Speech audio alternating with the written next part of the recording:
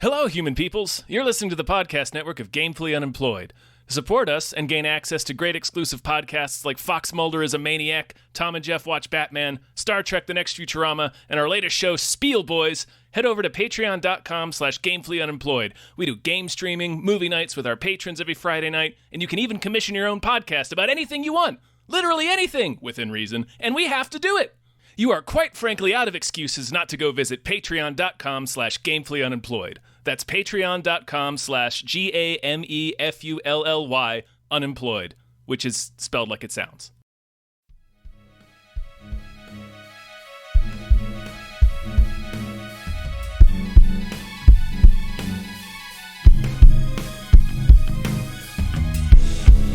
Hypecast mit Tom Reimann und David Bell.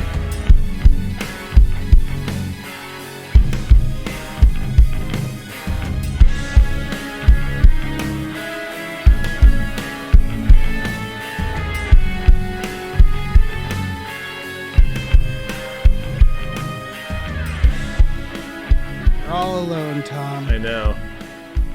We were abandoned. I think we're alone now. Yeah, there doesn't seem to be Anyone else around? Yeah. Very poetic. Yeah. Very poetic of us to say that. You know, I never realized how evocative those lyrics were.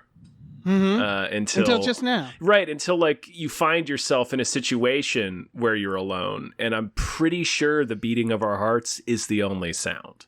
Yeah. Yeah. Yes. I you know, and I'm glad though. I'm glad that if I was going to be alone with anyone, Dave, it's you. Yeah, me too. I'm hyped. Yeah. I'm hyped for our time together, Tom. Speaking of which, it's a perfect segue. Hello, everyone. Hello. Another episode of Hypecast. It is the show where we get hyped about stuff and things and about friendship. I'm your co-host, Tom Ryman. I'm your other co-host, David Bell. And that's it. Yep. Our guest had a not like drastic, not a life-changing emergency, but had something to attend to at the last minute. We're not losers, Tom. We have guests. We do. We usually do have a Rolodex of exciting friends that pop in to say hello each week. And we had one. We did. And it didn't, and they'll be back next week. Next week we'll get them. Yeah. So next week when the episode comes out, you'll see the guest and be like, "Oh, that's the one. That's the person. That's the asshole. That's the motherfucker that canceled on Tom and Dave." No. I hope she doesn't listen to this.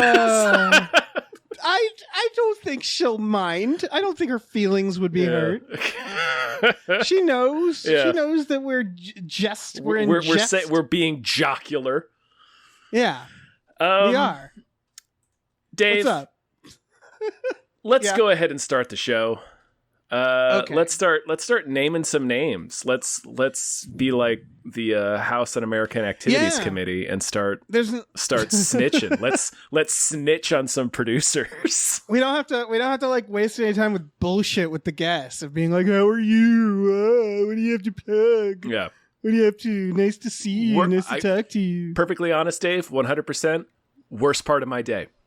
Yeah. Worst part of my day interacting is with asking the people a guest what they're doing. Like I care. These fucking freaks who came on who come out in of the kindness of their heart do our show for free. Do our show for free for us and help promote it. Jeez. Yeah. Okay. So sorry, everybody. Please don't be mad, guests. We love. I don't know. you. Yeah. We've tapped into a weird. Listen, when we're alone, now, we tap into some weird energy. We hit some dark places. Mm-hmm. Okay, some producers to thank. Starting with Darth Driftless the Wise. Thank you. Thank you to Hombre. Thank you to Heathcliff's Helping Hamfuls. Thank you. Thank you to the conveniently placed self-destruct button on the top of every baby's head. So convenient. Thank you to Samuel Beckett's Donuts and Mortgage Emporium. Thank you. Thank you to Snapper Car, Punches God in the Dick. Thank you. Thank you to @NerdNumbers. Thank you so much. Thank you to Mike the Lurker. Thank you to Dracula, the bus driving vampire. I want to drive Thank your kids you. to school. He does. Thank you to Brockway Loves the Meat Millie. Sure does. Thank you to David. Knife Boot. Henson. Thank you. All right, let me take over. Thank you to Grumblebee. Thank you to Thank Screaming you. Horse Pyramid. Thank you to Look Mom on a podcast. Thank you. Zanks, I almost said. Thanks to Zex Merkees, the Lightning Baron. Thank you. Thank you to Deborah's Awesome, Barbara's Great, and Cancer and Go to Hell. Thank you. Thank you to Numino Ultra Microscopic Silico Volcano Coniosis Anti-Disestablishmentarianism Jones. Thank you so much. Thank you to the baby from Eraserhead. Yes. Thank you to Chiz Lily Tits. Oh, yeah. Thank you to these 7 Bs. And thank you to Breezy Ruizy. Thank you. Okay, Dave. Okay, so I just want to say about the trailers overall. Yeah. I'm hyped about most of Most these. of these trailers are pretty sweet, yeah. Yes. With the exception of this first one. This is the strongest exception, yeah. There's a couple, but we'll get through them. Listen, you guys are tuned in. You know what we do here. But I wanted to start with usually we start with the biggest ones, the biggest hype. Yeah. I figured we just get this out of the way because there's been other trailers for it, but this is the last trailer for Halloween Ends. This trailer just shows the entire movie. More or less, yeah. It shows like all the kills. Like every character, I'm like, okay, so they died. Michael Myers, like coming out of his sewer playset. He's apparently crashing with the Ninja Turtles. This movie, like the sort of truncated summary of the plot that we get in it is like, it's a couple of years after Halloween Kills. Michael Myers vanished. Jamie Lee Curtis has gone on with her life, but still thinks Michael is around every corner. So it's basically reset itself. Like it's also Halloween H2O. Yeah, that's just the setting. And there's the grandchild in this one, which is the Josh Hartnett being like, you need to. You got to get over it, which is really funny because it's been 4 years. It's been 4 years, and like not 20 years. Both of her parents, the granddaughter, both of her parents were fucking murdered by Michael Myers. And then she's like, you gotta get over it. Yeah. You gotta get over Michael Myers, who disappeared mysteriously. Like he's not even like assumed dead. It's just like it's so you gotta get over that ageless murder golem who killed both of my parents and disappeared into thin air 4 years ago. It's watching this trailer gave me real Rise of Skywalker vibes. Because it's very clear to me that they did not have a trilogy plan in mind. Like, they just didn't have an idea. They didn't have a story. You're right. But they just greenlit it's two basically sequels. The first movie. Yeah, it's just the first movie again. So they just reset it after 2 films. It's like if you have to reset all of your characters two movies into a trilogy, it's why are you doing this? Like, it's just. This really bummed me out. No, like this trailer, like they didn't have a plan. You're absolutely right. They have no because I was focused on the fact that it's just like Halloween H2O. But you're right. It's just like the first Halloween they did. Yeah, they completely 4 years later, everybody's like Michael Myers is dead. What was the point of the movie before this? What was the point of 2 movies it before? Was really wheel spinning. Yeah, it's so. Like this whole Halloween reboot has been super disappointing for me. For both of us. It really has. Yeah, and it's because there's some really good cinematography in these. Yeah. There's some really good like instincts throughout, sprinkled throughout. But the overall plot has been absolutely just terrible. Well, and the overall it really does feel like it really feels like they were like, let's make new Halloweens. We have Jamie Lee Curtis. What's the plot going to be? We'll think of that later. And that's what it's been throughout. And I mean, the execution has been fucked up. Like throughout, like the overall execution is bad. And it's feels like a weird gripe to have about a slasher movie where it's like, well, there's no story. And sure, we probably sound like a couple of knobs, but like. They made a trilogy. They sat down and were like, this is a trilogy. So that tells me that it has a beginning, middle, and end. Not a beginning, middle, and then we reset it. Yeah, here's what's frustrating about it is we're no strangers. None of us. If you're a horror fan, specifically if you're a slasher fan, none of us are strangers to endless sequels, right? Right, yeah. There's been a recent, a development, and this happens. This does happen every once in a while. Mm-hmm. I would argue it did happen with Halloween H2O as well. Is that they do all these sequels, the franchise disappears for a while, and then it gets revived, and the revival is always like, forget what you saw. We're gonna do the clean, definite ending, right? Yeah. They did this with the Terminators 6 times. Where they keep claiming do-over or oh yeah, no, here's the one. We're going to end it all. And then it's always just the same bullshit. It's just another sequel. That was, if you remember my gripe of the Scream sequel, which was what it is to me is there's nothing actually wrong with the movies themselves. It's how the marketing... It's almost like we have ourselves to blame. The Scream one, I was like, oh my God, this is going to be so different than all the other Screams. It's going to really stand out. And then it was just a sequel. Yeah. It was just Scream 4 again. And this is the same, where it's oh my God, here's your new improved Halloween. And then you watch it and you're like, well, this is no different than one of the terrible sequels. It's just kind of the same thing rehashed.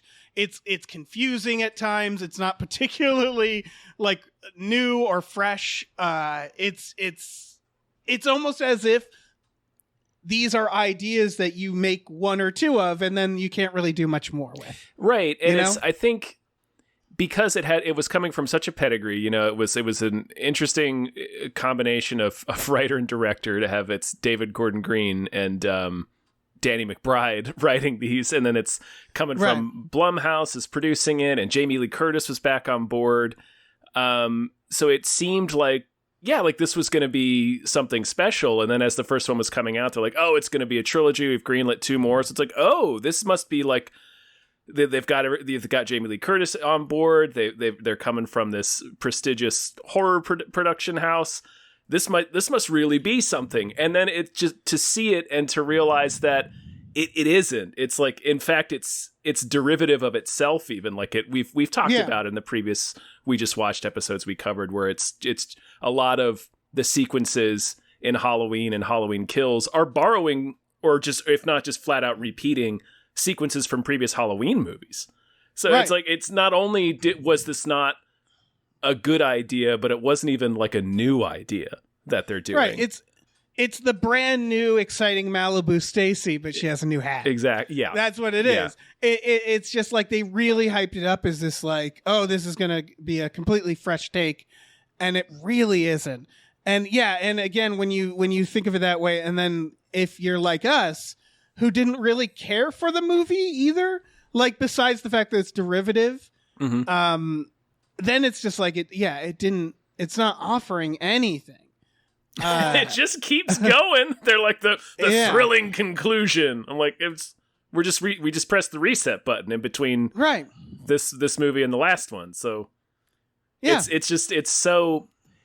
feels I don't know. It feels none cynical. of these led into each other in any way. Yeah, it's really strange. It's this weird. It's the Jurassic World thing. Yeah, where Jurassic World was also we're doing a trilogy, and it's or Star Wars, where it's do you guys know what trilogies mean? None of the movies had anything to do with each other. They didn't connect in any kind of way that made sense or flowed. They constantly reset the plot, or did these weird do-overs, and it's just what's going on here? It's not that fucking hard, guys.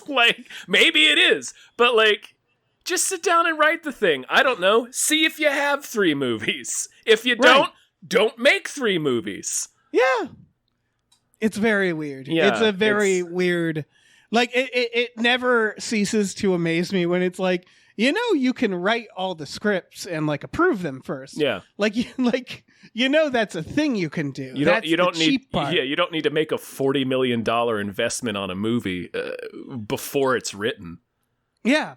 What's happening? I don't know. Get your shit together. This trailer really had the energy to me of a dad who is lost and won't admit that he's lost and is just continuing to drive his family further and further away from the interstate.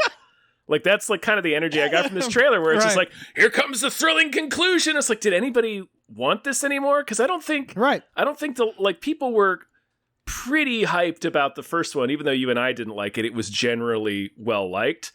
I feel like more people were down on the second one. Well, I think what tends to happen, and I don't mean this in a condescending way, and this is something that happens to everybody. Yeah. Is that when something has a kind of a spit shine on it, it really, like, because I saw this with Jurassic World as well, is like the first one, people often look past a lot of the flaws, right?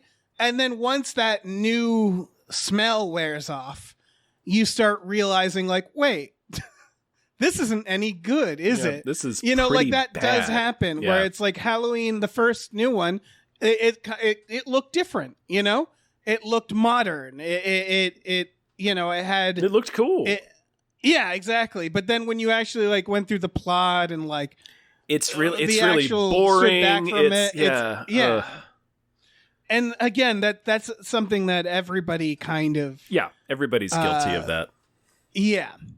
And so like I don't know. It's sort of, it reminds me of all of these recent trilogies. It reminds me of Jurassic World, Star Wars we've already mentioned, where it's the last one is just like limping out. Yeah, really limping out. I don't know. Maybe there are people listening who are really psyched about Halloween Ends, and I hope they enjoy it. But I've lost all steam. I hope this. I honestly hope they don't. I hope you realize you deserve a better movie than this. Like, this is so... Yeah, that's fair. Like, if the limped out is, like, the perfect way to describe, like, this recent trend. Like, Rise of Skywalker, like, the end of a new Star Wars trilogy, fucking shits the bed and everybody hates it. Like, and then Jurassic World, the final installment of this, multi-billion-dollar beloved franchise, the new reboot trilogy. Same thing. Did you watch that? I haven't watched it yet because it has gotten such universally terrible reviews. Everyone I know and respect says it's awful and like really hard to watch. The villain is Locust. I've heard that. Locust, the classic villain that all the Jurassic Parks were building to. And a completely new company, not InGen. Like, they did the thing where they're like, well, now it's this company, which they did every single Jurassic World. It's wild. Like, it is absolutely wild how little they planned any of it. Yeah. I couldn't fucking believe it. Yeah. You're so right with this trailer, which is that it's like, I'm going to face off against Michael Myers one last time. And it's like, that you've done that so many times. Yeah, you've done that and in within fact, you did this that for trilogy. Yeah, exactly. It really does feel like the exact same premise of the first one, which is like, now she's ready for him. And it's like, yeah, no shit. She's been ready for him this whole time. She fucking made a booby trap house. She lived in a booby trap house for decades, designed to trap Michael Myers. Like, that's the most interesting thing you can do with that. And you did it. Right. Yep. I don't know. And you've done it several times again. Halloween H2O was her being, I'm ready for Michael Myers. Halloween Resurrection was like the final fight. They've just done it so many times. It's like, you guys need to fucking stop. Yeah. We need to not make any more Halloween movies for a very long time. Period. I agree. I agree. Yeah. I super agree. Yep. You know what I do think we need to make more of, Tom? What's that? Enola Holmes movies. Dude, Enola Holmes 2. So jazzed about this trailer. I don't even remember the first one. I know we covered it and I think we liked it. We did. I'm really into this trailer. Yeah. I'm just like, oh hell yeah. Go solve that mystery. Yeah, I'm actually more excited about the idea of a sequel because the first movie had to deal with a lot of like origin story stuff. Yeah, that's true. This movie will just be Enola just gets to be a detective from the beginning, and it's just about a case she's solving, and she teams up with her goofy Henry Cavill ass Sherlock Holmes brother, playing just dickhead Sherlock, which is perfect. The most jacked Sherlock in history. Yeah, I love it. I do. I love how they're doing Sherlock Holmes because it really is like Enola Holmes. I know is based off a book series. Mm-hmm. I don't know much about it. But the concept of like, it's that thing where it's like, in retrospect, all these like troubled geniuses are just pricks. Yeah. And they're just little assholes. They're like cats. They're like house cats. Yeah, exactly. And so I love the premise. I love the idea of like, here's his sister who's just as smart as him, but just isn't well known, and she's dealing with his monstrous ego. And like that, it just, there's such an appeal to it. And it also honestly makes all the characters likable more. Yeah. Like, I like Sherlock Holmes maybe the most as the annoyed big brother. Like, I think that's a great idea. Yeah. So yeah, this just looks, I don't know. I'm excited for this. It looks fun. Yeah. And, I'm always glad to see Millie Bobby Brown in something that's not Stranger Things. And not, For sure. I love Stranger Things. I'm a huge Stranger Things fan. But the show kind of has her do the same thing every season. I was going to say, I also like Stranger Things, but for her as an actress, all she has to do is look sad and say "Papa" a bunch, like scream and do action face. Nose. Yeah, exactly. Do X-Men and so, face. Yeah, and so it really doesn't give her much to do. Exactly, and this is like a fun. There's a little fourth wall breaking like there was in the original one. It seems like this is the kind of role, to me anyway, if I were an actor and it was like building up my own brand or something, this would be the kind of role that I would be excited about doing. Like, this is the kind of character you want to play for like 5 sequels. It's a very smart role for her, because otherwise she gets typecast as serious or girl. as the superpower girl. Yeah, exactly. And she did the Godzilla movies, but can you remember a single character in those? No. Like, that's the thing is like, that wasn't a good. I mean, I'm sure she enjoys the money, but like in terms of an actor, that doesn't really help her. No. So like, these show like her other side as an actress. Yeah. And like that plus 11, you have everything in between. Yeah. Yeah, she's doing a bunch of other things for sure coming up. So I don't know. You're right. This is like a good decision, and I hope she keeps doing stuff like this. I hope they keep making keep making these movies or these kinds of movies. I know they don't. It's it's a Netflix movie, so I don't know how much they spend on it or how they judge its success. But like, you don't see a lot of these kind of mid-budget movies in the theater anymore. So I like seeing them. I thought the last one was fun, and this trailer is delightful. I'm glad we got the origin story stuff out of the way, so now this can just be like a romp. Yeah. I'm excited. I'm on board, Dave. I am too. I can't wait to just like chill out and watch this. I want to share another. This is very weird. Another Millie Bobby Brown movie that she's doing soon is called Damsel. It's from the director of 28 Weeks Later, which is just weird. It's about a princess who thinks she's marrying a prince, but discovers she's actually about to be sacrificed to a dragon and has to fight the dragon instead. Oh, that's dope. It also has Robin Wright in it, which feels like stunt casting. Yeah, and that's wonderful. No, in a good way. Yeah. Like that sounds delightful. Yeah, I don't know anything else about this, but I mean, that's quite an elevator pitch. Yeah. Yeah, it really is. Should we move on? What else? More trailers, right? Yeah. The Watcher, not to be confused with The Watcher. Not to be confused with Watcher. Yeah, either of the other 2 films that have that name. Yeah. I remember the story this is based off. I don't. So this is... Oh, okay. This is a Netflix thriller that is based on a real story that I have no memory of, but Dave is about to regale us with. Well, I don't remember the exact details, but I'm pretty sure they're going to have to make this a lot more eventful than the real story. The story is that a couple moved into a house and they got a note in the mail that basically said, "I've been watching this house for years. I am now watching you and your family. The house demands fresh blood." That's basically the story. And I'm pretty sure, someone can correct me if I'm wrong, I'm not going to look it up on the fly. That's it. Like, they got a creepy note, and it is a creepy note. Yeah, I think they eventually moved out. Yeah, that's not a note you want to get. No, and it probably was some asshole who was just like, "This is going to be fucking funny." I don't know. Maybe, that's the thing. You never know. It could be some dickhead teenager, but it could also be a deeply disturbed person. So yeah. Also, maybe I'm just forgetting Yeah, I might be forgetting that like someone's watching and or listening and being like, "Oh no, that family was murdered." I don't think so though. I'm pretty sure that's the extent of it.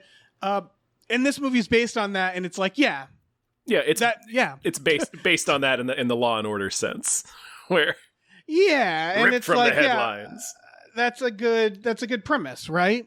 It's now that being said, it sounds like we're being a little derisive of the movie, but like this trailer looks kind of interesting. It's combining the creepiness of getting a note like that with like kind of small town horror movies. Like they even have Margot Martindale in this movie, who I feel like she excels. Oh, it's a series, by the way. Oh, it's a series. Okay, yeah. That's a little, but yeah, like it reminds me a little bit of like the last Margot Martindale movie we watched was Blow the Man Down,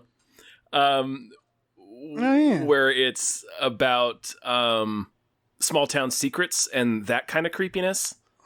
This movie. I keep calling it a movie because I thought it was a movie. It looks interesting. I don't know how scary it'll be. It looks like it'll be tense more than anything. But yeah, it looks interesting. It looks like there's this family. It's Naomi Watts and Bobby Cannavale move into the house with their kids, and it seems like everyone in town knows what's going on except for them.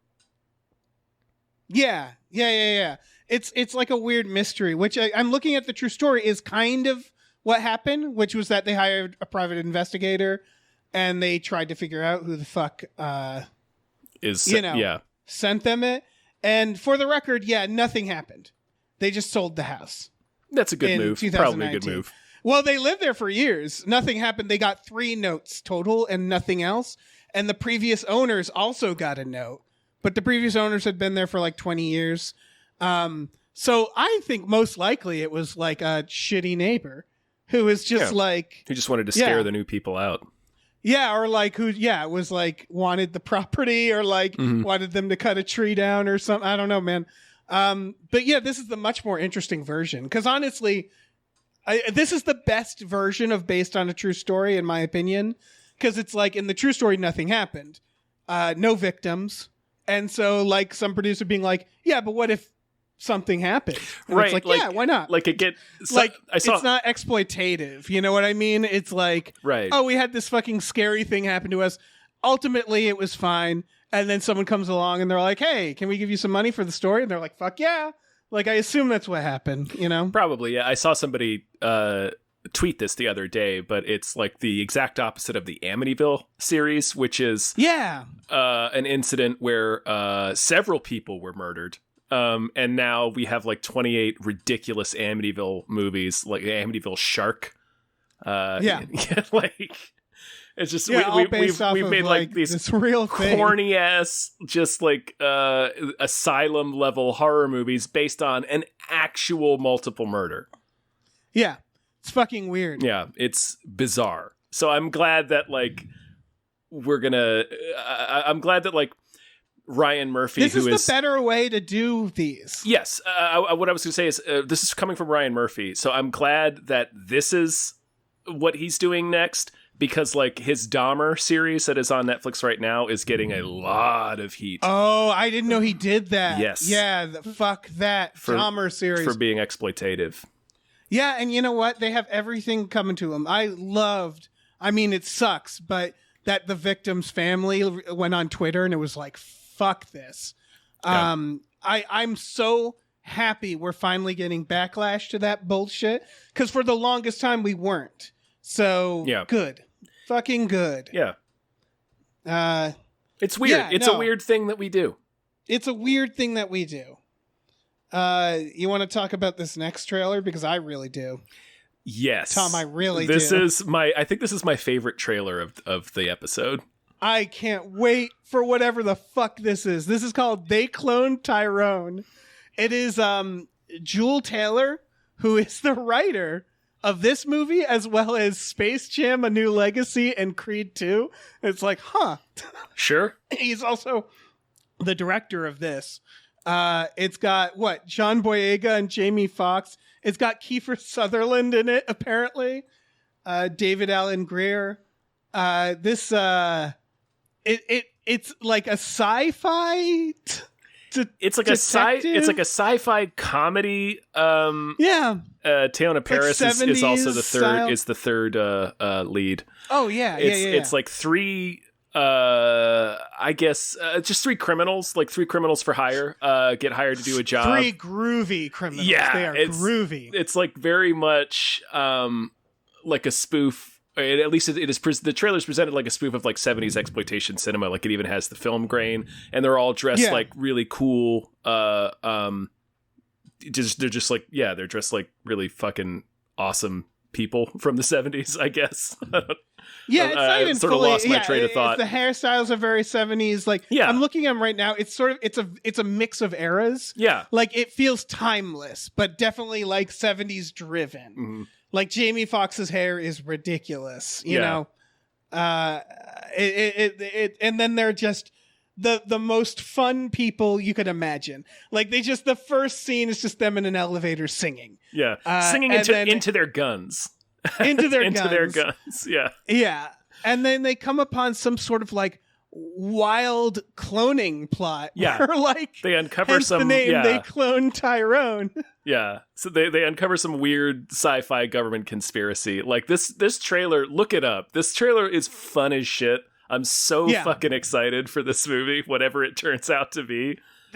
More movies need to be like this. This is one of those movies where it's like, all right, we've told, a million upon millions of stories out there, right? And there's that idea of like everything's kind of been told, right? But the imagination is limitless, and it's like, why don't we make more weird, some weird bullshit? Shit? Yeah. And that's what this feels like to me. This feels like an Everything Everywhere All at Once, or like, I guess even like Nope, or Sorry to Bother You, where it's like we're just gonna go completely fucking out of control. At least again from this trailer, and it's like I'm whether or not it works for me or not, I'm always gonna respect something that's this fucking out there. I know you have, but listeners, if you've played the game Deathloop, this trailer really reminds me of like the tone and style of Deathloop, where it's kind of like this hip but funny like 70s sci-fi kind of mystery James action Bond. kind of like I'm getting that vibe from this trailer. Just watch this trailer. It's super fucking fun. Yeah.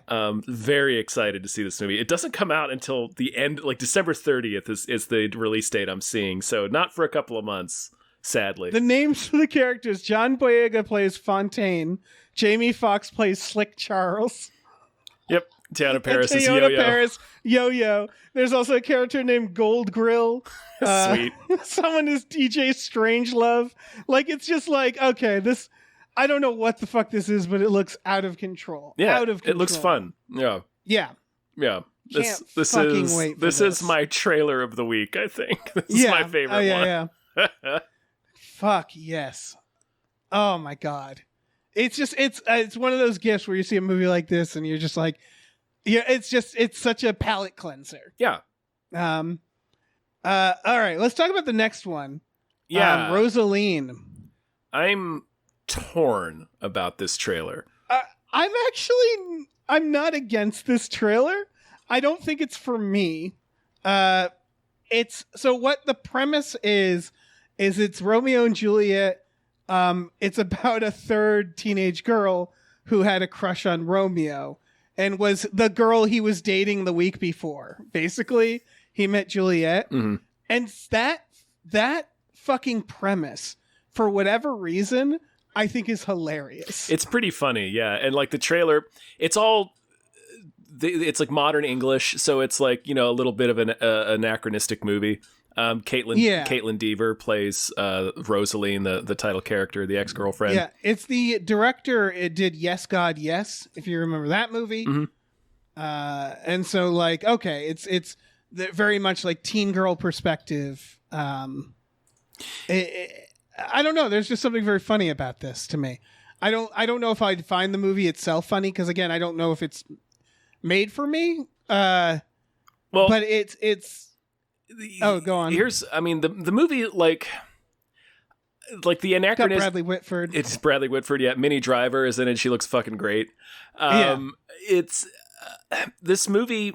Okay, so the anachronistic thing is like really hit or miss with me. So I don't hold that against a movie when it comes up in the trailer or something, because like, well, For sure. sometimes it works, sometimes it doesn't. But when it doesn't work, it's like really annoying. So that's like, maybe. I like the cast. Sorry. Christopher McDonald as Lord Capulet.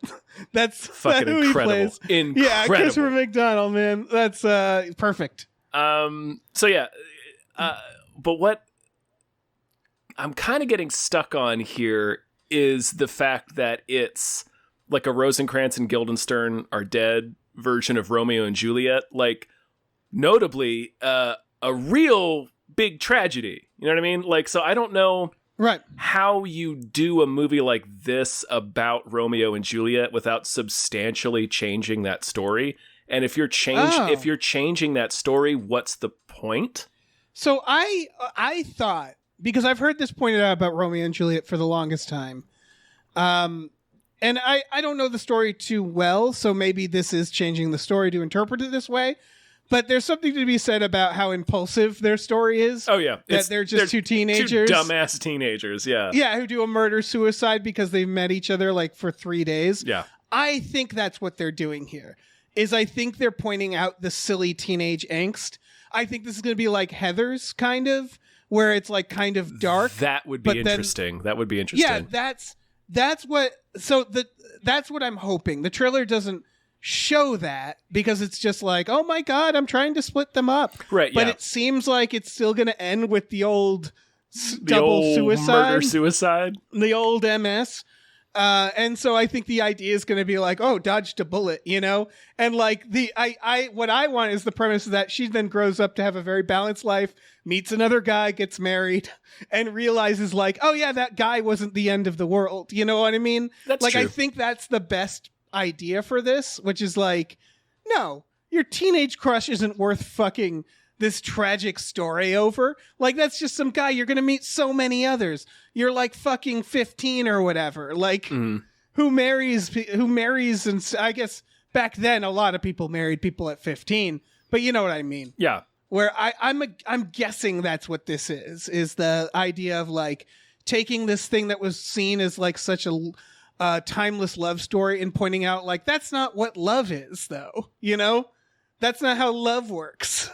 And I maybe I'm doing a lot of work for this movie. It's just the trailer, but that would be, I think, a good reimagining of it, right? Yeah. Is to point out like, no, that's not.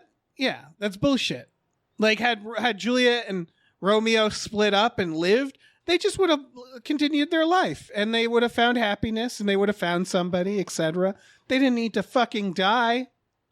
So that's what I'm hoping. Yeah. We'll see. The trailer certainly doesn't have that tone. Like, the trailer is really playful. It's a lot less morbid. Right. It's really cheeky. Yeah. Yeah, but like, there's no telling, right? Yeah, that's true. The trailers, there's so many trailers out there. I always think of the trailer to Rules of Attraction and what a betrayal that was to so many teenagers who went to see it. Yeah. So like, I don't know. I think I'm not opposed to, like, I think this idea could work, but like, I think Romeo and Juliet's a really tricky story to do this with. Right. And yeah, the trailer doesn't seem to have the tone that you're suggesting perhaps the film does. So we'll see, I guess. Right. Yeah, that's really what it comes down to is, like I said, the broad premise. When I heard it, I was like, oh, fuck, that's so good. But none of that's really in this. Mm-hmm. It was just like, oh my God, I hope that's what it is. And it could be. You ready to talk about Tar, Tom? I'm so ready to talk about Tar. I heard of this movie. I've heard of it like months ago. And I was like, what a boring... Like, for me, it's like a biopic of a composer or a conductor. Yeah. It's like, fuck, I don't give a shit. Then I watched the trailer and I'm like, I want nothing more than to see this movie. This movie looks intense as fuck. Yeah. It looks too much. It's directed by Todd Field, who I'm pretty sure played the pianist in Eyes Wide Shut. Okay. Yeah. That checks out. He's also a director. So, like, you know, Mhm. He that's not all he is. He's not just eyes wide shut guy. But this is the Blanchett. Yeah, Kate Blanchett plays this composer who is, composing. Lydia Tarr, who is, I guess, a real person. Yeah. And this, oh shoot, I had like this feels very Black Swan. Yeah. It's like she's losing her mind. There's the sound in this trailer. Yes. Like, watch this with the sound up. Yeah. It just looks so fucking intense. It reminds me of something like Whiplash is another one where I didn't watch Whiplash for the longest time because I'm just not a music person, right? And so I was just like, oh, it's a movie about a drummer. I don't give a fuck. And then you watch it and you're like, wow. Yeah, it made me give a fuck, didn't it? It's the same way where it's like, I feel like this is going to make you care about being conductors. a conductor. Yeah. Yeah. It looks so fucking intense. Yeah. Just watch. This is another one where you guys should really just watch the trailer. I know it sounds like it's probably not your thing, but give the trailer a watch. Like it is. Yeah. It is so intense. Like they they have a shot of her like walking into like the auditorium and it's just a shot of like a beige door and you're just like, holy shit. Like it's so fucking intense. It's treated like the most intense fucking thing in the world. Yeah, and the camera's kind of tracking in front of her as she's walking in between the orchestra, and her face is like just slightly getting more and more like depraved. I think like it's this trailer is fucked up. Like it looks like a horror movie. If you have a biopic made of you that looks like this, you have won. Congratulations, you were a fucking cool person. I mean, I hope I don't learn that this character or this person like killed a bunch of people or is like a Nazi. Yeah. But like seriously, this is like holy shit. Like what an intense. It's just this is to me like what filmmaking needs to be, right? Which is like, oh, I'm making something on a conductor. I'm going to fucking make people care. Yeah. I'm going to make people fucking feel what this character feels. And that, God, it just looks so fucking good. Oh, shit. Do you know what else you know what Todd Field directed? What? Little Children. Oh. Wait, which one is that? Were there children in it? That's the one with Kate Winslet, Patrick Wilson, and Jackie Earle Haley. That's the one that Jackie Earle Haley got the Oscar nom for. Oh, fuck. Where he's like he's on the date with the lady and she looks over and he's just masturbating in the car seat and he says, "Don't look at me." You remember that? It's a fucking intense movie. Jesus Christ. It's a fucking intense movie. Really? Wow. Okay. I think that's that movie. I'm pretty sure that's that movie. I don't know. That sounds okay. So hold on. For the record, this is how little we know about conducting, Tom. Lydia Tarr isn't a real person. Okay, that's fair. That's fine. I just want to make that clear because I'm sure there's people listening who's like, you fucking idiots. So this is about a fake conductor. So I don't know. That actually makes me just as excited because that means they made it up. Yeah, so that means like, this can go as wild as they want to. Exactly. That's kind of cool. Fuck, man. Little Children. Do I have to watch that? I think you probably should. Wait, let me look at this. I don't think I saw this. I mean, I haven't seen it in 20 years, but... Okay. Well, 15 years, but... All right, I guess I'll watch it. It's intense. Looks like a romp. Yeah, and I have a feeling this is going to be a fucking intense movie, too. It's a Best Actress nomination for Kate Winslet as well. Oh, yeah. Yep. That makes sense. Fuck, man. So many good trailers. And so we're going to end on... we're going to end on The Last of Us. A new show coming to HBO that's apparently based off a game of some sort. Some video game, yeah, I don't know. Some little beep boop. Some little beep boop. Yeah. Some Mario Brothers. Mario. All they need to do is just do the game. That's all they need to do. It appears that's what they've done. Like I was just gonna say the trailer's just under 2 minutes long, but if you've played the video game, the first one this is based on, you can recognize all of the moments pretty much. Like you're like, oh, that's this moment, that's this moment. Like, yeah. Yeah, absolutely. It looks like it's everything. The one thing that didn't even occur to me until watching it is they made the clickers a little, or I don't know if they made them bigger, but like this trailer made me realize like, God, those things are fucking scary. Oh, they're man-sized. Yeah. I know. Something about in the video game, like I never thought about them. Like obviously they're scary in the video game, but then you see them in this and it's like they're imposing. I hate them. Yeah, all they have to do. This is the writer of the Chernobyl series. Yeah, he developed it along with the director of the game. Yeah, so like, there's no way this isn't for a better fucking home run. Yeah, you can't ask for a better adaptation of this than to have the original director combined with like this award-winning director of or a showrunner of this, critically acclaimed series that everybody loved. Yeah, that was about a similar situation. Yeah. I also want to give a little inspiration to every aspiring writer out there, including us, Tom. Do you know what this guy's career looks like? Which one? Craig Mazin, the Chernobyl guy? Craig Mazin, yeah. No, I don't. His first movie, Rocket Man, as in 1997's Rocket Man. Oh, yeah, as in the Harlan Williams comedy. Mm-hmm. His next movie is Senseless. Remember Senseless? I do, yeah, the Marlon Wayans comedy with David Spade. Uh-huh. His next movie, Scary Movie 3. Incredible. His next movie, Scary Movie 4. Mm-hmm. His next movie, Superhero Movie. His next movie, The Hangover, Part 2, and so on. And all the way until Chernobyl. And then suddenly his career takes a turn. Yeah, so suddenly no he is doing Chernobyl and The Last of Us. He's now tied to the Pirates of the Caribbean project. Nothing against. In fact, I enjoy those scary movies. I remember liking Senseless, although I haven't watched that in ages. Right, I was a teenager when I liked Senseless. Nothing against that genre of comedy. It's just very funny that, like, the writer of Scary Movie 3, who probably wasn't seen in the industry as, like, a driving force behind anything, is now, like, fucking, the popular kid. He's the guy, imagines. Yeah. So that's really cool. And yeah, The Last of Us looks fucking great. Yeah. No, the show looks Chernobyl, awesome. I need to rewatch Chernobyl. That was a lot of fun. It was so much fun, Tom. Did you watch it? No, but it's fun. It's funny to describe it as fun. Oh yeah. There's puppies in it, Tom. There's all sorts of fun stuff. There's little babies. There's kids playing in the snow. Mm-hmm. It's great. Yeah, for sure. Yeah.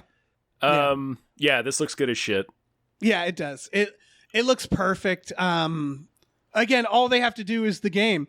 It's one of those things where, like, The Last of Us was a plot that, like, I wanted, like, my parents to watch the game. And it's like, you can't. They don't play video games. You know what I mean? Mm-hmm. Where it's like, it's such a good story that I want to say this without insulting video games. It's not an insult to video games. It's that video games aren't accessible to everyone, right? Very true. You have to play them. You have to be playing them. And there's any number of limitations. It's you're not interested, you don't have the money to throw down for a console, you may not be able to play a demanding video game like The Last of Us if you have bad arthritis or something like that. Like there's any number of reasons you would never experience a game like this. Exactly. And so, like, The Last of Us and The Last of Us Part 2, it's so good, it deserves people more access to it, Mm-hmm. And so, like, I really, like, I can't stress enough, like, just adapt the games as is and give that to the people. And that's a success, And I think that's what they're doing, and that makes me so happy. Yeah. So happy, Tom. It looks really good. Yeah. Really good. I was just scanning the cast to see if the fucking cannibal is in it, and it doesn't look like he is unless they've renamed him. They might have renamed him. I would rename some people. I don't know. Again, all they have to do, season 1 and season 2 miniseries, like a 2-season miniseries, just do the game. Just do the game. 2 games. Just do the game. Yeah. Both games. It's all you got to do. That's all you got to do. Congratulations. You've done it. Yeah. It's fucking the easiest Easiest work. Literally just play the game and take what they wrote or what they say, write it down, put it in script form. You're done. You've done it. Yeah, you can go have lunch. You're good. So yeah, pretty stoked for this. I'm not sure. Yeah. I'm not sure when it comes out. I don't think it comes out till next year. Yeah, I think so. But it should be good, man. 2023. Yeah, tasty stuff. News stories? Yeah, let's move on to some news stories. But first, we gotta thank some people, including Glitterous, CFO of Michael Shannon's Chocolate Factory. Thank you so much. Thank you to Davey Francis 9. Davey Goes to Hell. Thank you. Thank you to Oh Great, It's That Guy. Thank you. Thank you to Chester's Prophet. Thank you so much. Thank you to Definitely Not Guillermo del Toro. We're on to you. Thank you to Brian, who Tom knows. I sure do. Thank you to Bob Grenville. Thank you so much. Thank you to Stephen. Thank you. Thank you to Han Toomey, the Confused Cyborg. Thank you so much. All right, let me take over here. Thank you to Asking Seven. Thank you. Thank you to Happy Ed 209. Thank you. Thank you to Manischewitz Maltov says economic solidarity is the path to paradise, comrades. Thank you. Thank you to Tiger George Pratt Thompson. Raindrops keep falling on my head. Thank you. Thank you to Dan Hackroyd. Thank you. Thank you to Cody Johnson's Time Machine Noise. Thank you to Pete Forpagel. Yes, thank you. Thank you to listen to the hit song Books Are My Aesthetic, theme from If This Book Exists, You're in the Wrong Universe. Thank you. All right. We got some stuff. Huge news. Yeah. Deadpool 3. We'll have Hugh Jackman as Wolverine. Huge news for Hugh Jackman. Yep. I have some thoughts on this. Sure. My first one is, this sounds great. Yeah, obviously. This sounds like a lot of fun. Yeah. I'm into it. Yeah. Yep. My second thought is that I noticed that people were complaining. There were people going like, oh. People were, hold on, Dave. Hold on. Hold the fucking phone. People were complaining about a comic book movie? Apparently. Jeez. Now, people were mad because Logan, of course, is a very final movie for... I hit my microphone. I'm sorry. For Hugh Jackman's Wolverine. It was a very final send-off, right? Sure. And I see what they're saying. I know this obviously takes place before Logan. Yeah, I didn't care for Logan, but I understand that idea. Sure. And that's why I was going to say, like, why start with Logan? Like, there are so many other examples of them not, refusing to let anything die. Or, like, you know what I mean? Like, that's the entire superhero genre. Yeah. It's the multiverse. It's there's no stakes. No one dies. They can bring back anybody. Nothing matters. Yeah, anymore. Robert Downey Jr. is coming back for What If, I heard. Sure. Like, it's not, there's nothing sacred. It's just funny to me that this is what they choose. Where it's like, yeah, I do get it. Where it's, what do you it's mean? not even about. Do you mean, I'm not sure who you mean by they. Are you saying this is, you think it's funny that this is. The deep state, Tom. No, I'm genuinely confused. Do you mean? Yeah, no, I'm not sure. No, I'm saying the outrage. Like, the outrage, I think it's, okay. Yeah, the outrage is, again, I get it, but it's just funny because it's like, this is par for the course. Like, of course Wolverine's going to be back. As long as there's money to be made, it's going to come back. And I would argue Wolverine is one of the least upsetting characters to bring back. Right, that's his whole power, is he can't die. And also, and again, this takes place before Logan, so it's like, it doesn't even... Yeah, Logan's balls ass in the future. I also thought Logan was extremely silly. Yeah, not at all like this heart-wrenching send-off for this character. I thought it was really, really dumb. Me too, but for people who like it, I do understand Sure, I get it the for thought people who behind like it, which is like, for Hugh Jackman's send-off, everybody liked Logan. Right. And it's like, but he's back. But it's again, it's like, what did you expect? They're bringing this is what we're all supporting. Yeah. Is this series where nothing matters, no one dies, and everybody comes back. That's just what it is. If you don't like that, then I don't know what to tell you. Like, what are you going to be... Why are you mad about Wolverine in a Deadpool movie? Like, why are you mad about Hugh Jackman doing another Wolverine? Who cares? It's all make-believe. Right. I don't know if how it's, big... If it's bad, don't watch like, it. Who cares? Yeah. Yeah. But, like, for me, personally, like, yeah, this is one of the more exciting things to come out of... Like, I didn't give a shit about any of those Marvel announcements I recall. Like, I'm so checked out of, like, the MCU. It's hard to get excited again for all the reasons we were just describing. But yeah, this is like genuinely a thing where I'm like, yes, fucking finally, because they've been doing kind of like this fun back and forth with each other on social media. Ryan Reynolds and Hugh Jackman have for the past couple of years, just like, you know, kind of dangling the idea of, oh, wouldn't it be funny if they actually did get Hugh Jackman to be in a Deadpool movie? And now they've done it, and it'll probably be really fun. Yeah. So like, it's of course. Yeah. It's all very, very coordinated, right? Yeah, like, of course. It's all, but that's fine. Like, that was always the thing with Ryan Reynolds, where it's like, all of his stuff is very funny, but it's always it's PR friendly. You know what I mean? Yeah, he's not making these without consulting anyone, for sure. No, these are all calculated. But like, I'm sure negotiations were a bit of a mess. You know, like Deadpool 2 came out right before Fox got bought by Disney. It's already been, 3 years since Deadpool 2?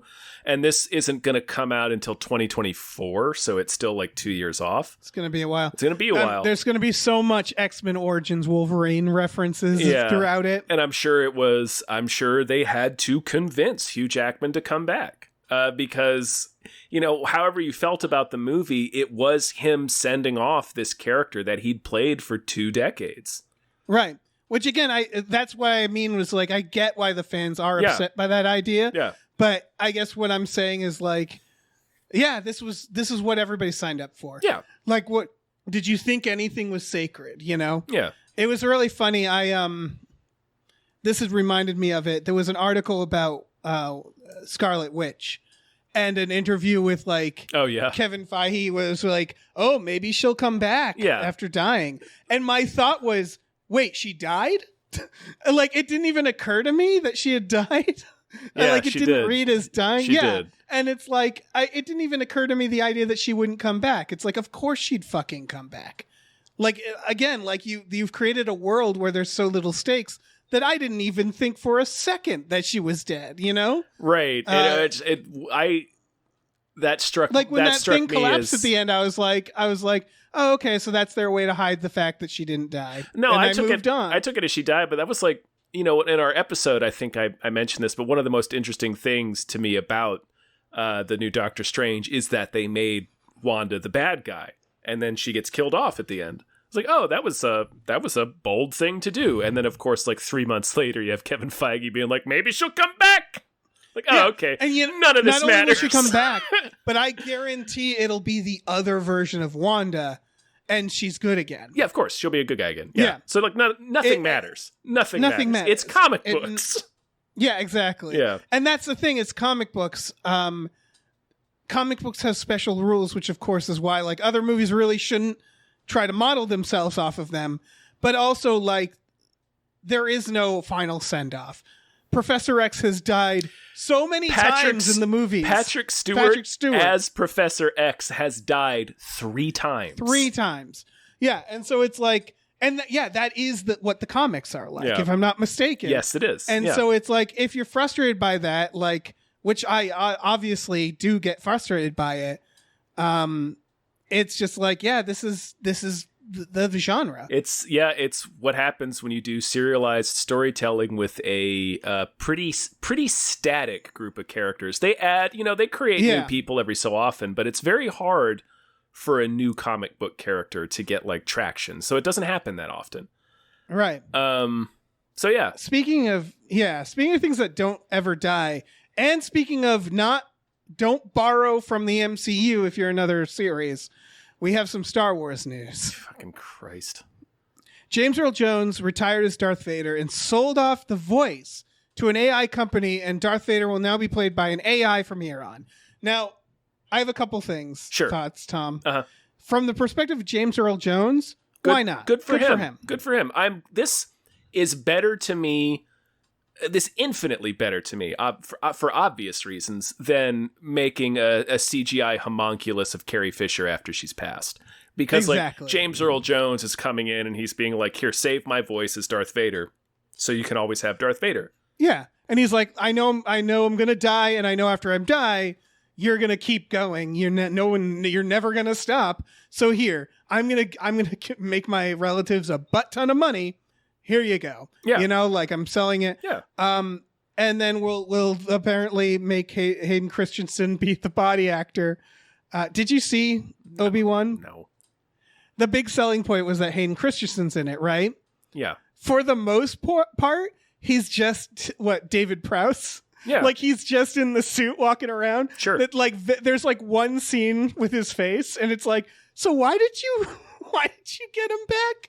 Like it's all James Earl Jones's voice, and then him walking around, and it's like, well, that could have been a stuntman. And it probably was. Like do you know how little Pedro Pascal actually is in The Mandalorian? Oh yeah, it's very, very little. It's mostly he probably his stunt doubles. He probably just goes to a booth and records his voice. Yeah. I don't think. In point of fact, I think for the first season he's not in the suit at all. But that could be incorrect. But anyway, I'm sure he is for some parts. I don't know. The point is, Star Wars really needs to do what we want Halloween to do, which is go away for a while. But it's not gonna, and they're just gonna suck the marrow out of Darth Vader. Because again, good for James Earl Jones. But the other thought is like, what more do we have for Darth Vader? I don't know. Video games. Video games, yeah. But you know, it's not going to be that. It won't just be that, but I'm sure that. And they're that's talking on the about table. like another season of Obi-Wan and stuff like that, and it's like, good God. Whatever. Like Star Wars needs to do. We talk about it every week. I think Star Wars needs to do the kind of what Marvel's been doing. Just branch out and make weird shit. Do that. Yeah. Make the weird shit. I don't know. They got to make their money back. They bought it for so much money. So much money. Yeah. So much money. I don't know. But yeah, good for James Earl Jones. I get it. Darth Vader is so iconic. He's Mickey Mouse, you know? Yeah. So you're right in the sense that it's like, yeah, video games, cartoons, etc. But you know it's not going to stop there. You know they're going to keep putting them in movies and shit, and it's going to be like I don't a real bummer, but I don't care. Whatever. Like when it's a good point. That's a good counterpoint. Like I don't care, and also like when it's the actor doing this deliberately, then like what do I have to complain about? Like if they agree, like it's really fucking weird that Sir Laurence Olivier's face is the bad guy in the end of Sky Captain, because he didn't agree to that. He didn't agree to that. But like if James Earl Jones is coming out, it's like, yeah, record my voice and just so Darth Vader can live for eternity. That's cool. Yeah. Sure. I would argue that some of these actors, if they knew, would be like, oh, that's really cool. Hopefully, I don't know. Yeah, but that's the point, is there's no consent. Yeah, remember when Marlon Brando came back for Superman Returns? They CGI'd his fucking face. I didn't remember that. He has a scene with Kevin Spacey. Yeah. That's a shame. That happens in Superman Returns. It shouldn't have happened. We've been doing this. Yeah, we've been doing this for a while, and it used to be a novel because it was so little, but then Carrie Fisher is the one that broke me. Because I told you, I watched Rogue One, where they did a de-aged Carrie Fisher, and she's like the last shot of that movie, and I stepped out of the theater, looked at my notices, and saw that she had died. Yep. And it was just like, I am so fucking bummed right now. Yeah. So yeah, no, in the morality of it all, this is like fine. I just mean in the storytelling sense, it's like, I don't know if we need to keep making Darth Vader things for the next 20 years, but sure. I mean, they've been doing it since Return of the Jedi came out. The character They sure have. The character died 40 years ago. Right. And you could say it shows how strong of a character Darth Vader is. Yeah. I would argue it shows how weak their ability to make new characters is. You know what I mean? Right. Where it's like, Darth Vader isn't that amazing. His name is Darth Vader. Look, he's great. We love Darth Vader. Are you sure about that, Dave? He's fantastic. He's voiced by James Earl Jones. He's iconic. Yeah, I get it. Everything about him. I'm just saying, the look, the voice. It's still like, well, like, you know, like Jaws is an iconic movie, but then you just keep making Jaws sequels. It's just like, you know. Yeah. It's a little bit. It's a little bit different than a character, but yeah. Yeah, but you know what I mean. Where it's like Darth Vader was extremely cool, but I would much rather a group of writers sitting around trying to think of what the next Darth Vader is, and not how can we let's look at Darth Vader's life. Oh, there's these years we haven't covered yet. Let's make a movie about these years. Let's cover every single second of his life. because I can't think of another villain. And I mean, like, George Lucas arguably has that ability too, right? Like, because he for the prequel series that, it comes out, he's got Darth Maul in that first one. Everybody's like, oh shit, this is a cool character. And like, that motherfucker dropped the ball. People still love Darth Maul. He's in that movie for what, 15 seconds? Like, people still love Darth Maul, and that was like fucking 20 years ago. So. George Lucas is to blame because he had the opposite problem. Yeah. Where he thought of like 4 Darth Vaders, and he was like, too many Darth Vaders. I'm going to put them all in the movie and just kill each one off. And it's like, no, you asshole. Right, pick but like one Darth Maul's and make them the villain. Darth Maul's clearly the best, right? Because people still aren't talking about Grievous and Dooku. Yeah, No, it's like, no, it's Darth Maul. Darth Maul should be the person we're talking about today. Yeah. There should be more shit with him. Yeah. Suck him off. Suck his marrow. Mm-hmm. I don't know, man. Drain his bones. Speaking of like not Hollywood bringing back classics that, just sucking the marrow off. Of course, Sam Raimi is remaking Magic. Yep. When are they going to leave Magic alone, The Tom? Anthony Hopkins ventriloquist horror movie. Yeah, we all know it. They can't stop making Magic remakes. Yeah. And sequels. This is real news that you introduced at the last minute, Tom. Yeah, I did. This is going to be batshit, right? Yeah, this is going to be great. If people don't know, there's a movie called Magic starring Anthony Hopkins. Where's the evil dummy or something? Yeah, it's a psychological thriller. Jesus. With he's like a ventriloquist with an evil puppet. Yeah. And now Sam Raimi's like, let me get some of that. Yeah. And you know what? Good. Like, fucking good. Incredible news. Yeah. Speaking of, do you have anything else to say about this? Because I have to add one more story. No. On the fly. No. This reminds me, did you see the news that Danny Boyle is directing a, quote, dance adaptation of The Matrix? Yes, I did. What is that? What's going on? I don't know. All I can say is this. This is great. I'm so all happy. I can say is congratulations. Well, all right. So I think we've talked about this where it's like people do remakes and sequels all the time. And it's like, okay, if you're going to do that, you know what you should do? Completely reimagine it in some fucked up way. And this is exactly what he's doing. Like, he's like, I'm going to remake The Matrix, but as a dance movie. And it's like, yeah, that has a right to exist. Much more than if someone just remade The Matrix. You know what I mean? Yeah. It's called Free Your Mind. And it says it's combining hip hop choreography of hundreds of dancers with the latest immersive design. I don't know what that means. I don't even know if this is like, so it looks like, I think it's going to be on like a theater production. And that makes me a little sad because I want a movie. Yeah. This needs to be a miniseries event. Yeah. Yeah. I want this to be a TV show, a video game. I want this to be like a traveling, like I want this to be like the new escape room where it's like there's one in every city where you like walk in and you have to find your way out of the Matrix musical. Yeah. I would fail every time because I would just sit down and watch it. Yeah. And watch Cypher rap about steak. They better. You fucking better. Oh man, the fight scenes are going to be like the craziest dance sequences. Oh man. Yeah. It's going to be awesome. From Danny Boyle, no less. Yeah. Danny Boyle, who is extremely hit or miss for me, but like it's just like, I think for most people. Well, this is a hit. He is. Yeah, and even though he's hit or miss, like you have to respect this bullshit, right? Oh yeah, this is because he's doing shit that's like, this is what the bold. Fuck? Yeah. Yeah. Yeah, I enjoy that about him. That all his movies are all like big old swings. Yeah. Sometimes you just and gotta whatever this is. Take big meaty cuts at the plate. Yeah. Should we let's snitch on some more producers, Dave? All right. Big thank you to Del Griffith, the shower curtain fella. Thank you. Thank you to the Midnight Patron with Patrons at Midnight. Thank you so much. Thank you to Exploding Runes. Thank you. Thank you to Andrew, the Proud Satanist Howe. Thank you. Thank you to Vincent. Thank you. Thank you to Rev MD. Thank you so much. Thank you to Bootler Boodleson. Thank you. Thank you to Tux. Tux. Thank you to Ricky Cilantro. Thank you. Thank you to Norm from Cheers. Norm.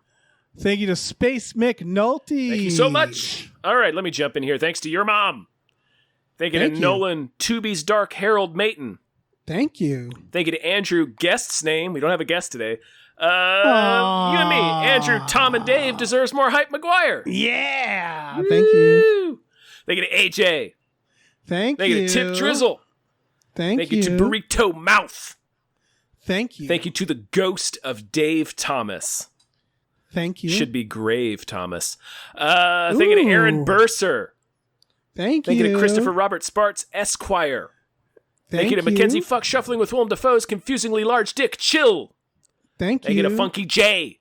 Thank you. And thank you to Pie Guy. Thank you. Now, thank you. Dave. Yep. You miserable bastard. Yep. That's me. Do you have a movie, a film? Sure. All right. A flicker show. Uh-huh. That perhaps could use a little more hype. It's funny that we call them movies when you realize why they're called movies. Moving pictures. Yeah. Yeah, because we're fucking idiots. Yeah, they're movies. It really is the dumbest name. Yeah, we're real fucking idiots. I mean, for Christ's sakes, the movies are the writers. It's Hollywood. You couldn't think of a fucking. All right. I do, Tom. What I really do. I have a movie that's coming out early 2023. Not sure when yet. It is called Kids vs. Aliens. I picked it up just for you, Tom. Oh, boy. Because it's from Jason Eisner, otherwise known as the director of Hobo with a Shotgun. And one of the co-directors of Dark Side of the Ring, which might explain why VHS. The new season is taking so long to come out. Yeah. This is about a sleepover with kids who are attacked by aliens. And that's pretty much it. As the reviews seem to show, the beauty of it is the simplicity. The aliens, for example, don't seem to want anything. They're just jerks. They're just assholes. They just want to kill everything. One of the reviews put it really well is that what they liked about it was that the kids in it were not like typical movie kids, whereas they don't talk like adults. They're idiots. Like they say stupid things. They swear a lot. They make shitty decisions like they're children. And I thought that was a really cool idea. And the movie is super gory, as you can see from the trailer. Mm-hmm. It's basically aliens and kids fighting in a very gory environment while the kids are like swearing and being jerks and idiots. And this, I assume this is just sort of like a feature-length version of his VHS 2 segment, which is the Alien Abduction Slumber Party. Yeah, it probably is. You're right. Yeah. This looks really fucking fun. It just looks gory and weird. It's compared to like a Stranger Things, but less sanitized. Not that Stranger Things is that sanitized, but I know what they're saying. Yeah. Which is like, it's still like sanitized in terms of like, it's a romanticized version of being a kid. Whereas this is just like, kids are gross and shitty. Yeah. and like, which is what that VHS was, where it's like they're filming their brother masturbate and stuff like that. Like, it sounds like it's a lot of that. It's just like shitty kids that just fucking have to fight aliens who are just like the Mars Attacks aliens. Like, they're just pricks. That sounds great. Kids versus Aliens. Very simple title. Yeah. Check out the trailer. You'll know instantly if you want to see this from the trailer. I'm into it. Yeah. I'm also into it. I don't know. This looks like a lot of fun. Yeah. That's all I have to say about it. It's a real short trailer. It's only about 30 seconds long, but you get everything you need from it. Yeah. And pretty excited about this. Yeah, this looks like a lot of fun. So it's probably going to just spring up on streaming next year. A lot of these do that. Like a lot of the ones that are on movies that deserve more hype, I'll just suddenly be on Amazon. And I'll be like, oh my God, it's right there. Yeah, and then they'll just be there. Like, oh shit, there it is. Yeah. It's a fun little treat. For sure. This will be one. Yeah. Man. I think we've done it, Dave. I think that's a sode. It is. We did it. We did it all by our lonesome. Spicy sode. Yeah, we didn't need no guest. We didn't need no we did it all. guest. Yeah. We can handle this shit all by ourselves. Like big boys, Like, Tom. we're big boys. big, strong boys. Yeah. Thank you so much for listening, everyone. Dave, you want to tell We're them big, some strong stuff? boys. Yeah, tell them some stuff about how strong we are. So we're big and strong boys. Uh-huh. Go to we're bigstrongboys.com. Big strong boys. Yeah, Google that. Go ahead and type that in, whatever that is. No, go to patreon.com/gamefully unemployed. GAMEFULLY unemployed. We have a bunch of tiers on there for just $5 a month. You get access to a bunch of podcasts like Tom and Jeff Watch Batman, Fox Mulder is a Maniac, Star Trek The Next Futurama, and Spiel Boys. You can get a shout out on Hypecast on there. You can watch movies with us every Friday night. That's the thing we do. That'll be the night this comes out.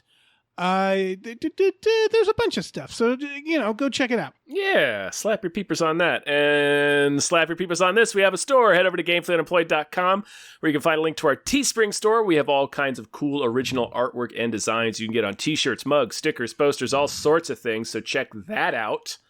Yes, sir. And check out bigstrongboys.com.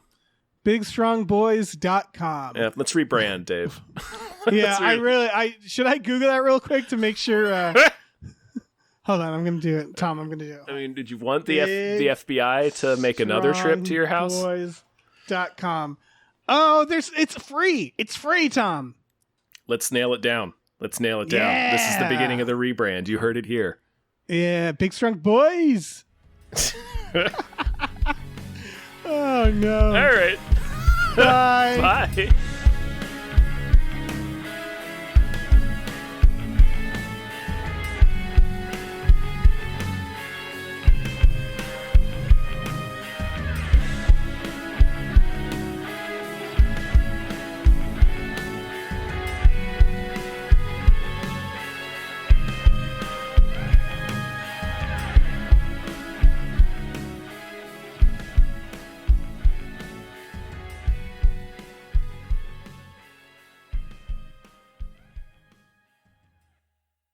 Our music is produced by Chris Corlew. You can follow him on Twitter at @thecorlew, CORLEW, and find more music at shipwreckedsailor.bandcamp.com. Our artwork is produced by Justin Brown. You can follow him on Twitter at @JustinTBrown, and find more of his artwork at artnessbyjustinbrown.com and justinbrown.info.